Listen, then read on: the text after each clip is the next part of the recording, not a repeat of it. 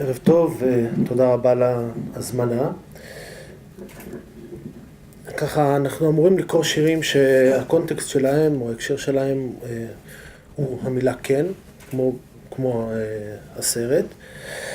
Yes. ואני הולך לקרוא שיר שנקרא מתנפחים, והוא חלק מהנרטיב שיש בשיר, התייחס לסוגיה ההורית המאוד נפוצה של החוסר יכולת לומר לא, הילד. מתנפחים. אני מוצא אותך שמח ליד בר הממתקים, בני. ידיך מגששות כמו פליפרים, בין אפרופו לפופקורן צבעוני, ועיניך נישאות אליי במבט אקסטרים. אני מצטרף אליך לסיבוב אתגרון, רגיעון אחרון, בין טירת קפיצות, בריכת כדורים ועמדות מולטימדיה.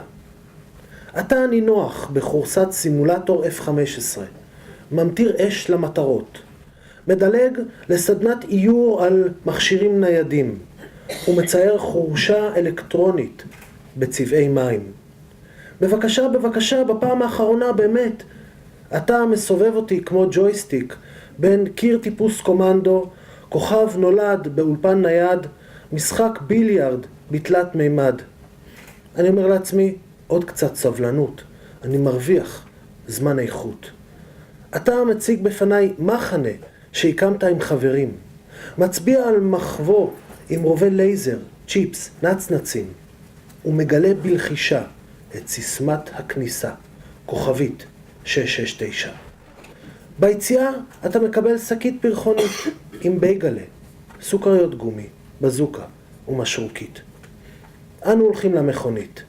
שני מתרגמים לאחר כיתת אמן. אתה מדבר דיגיטלית, אני עונה לך באנלוגית.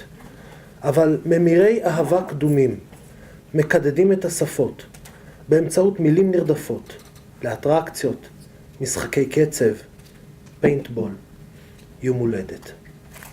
תודה.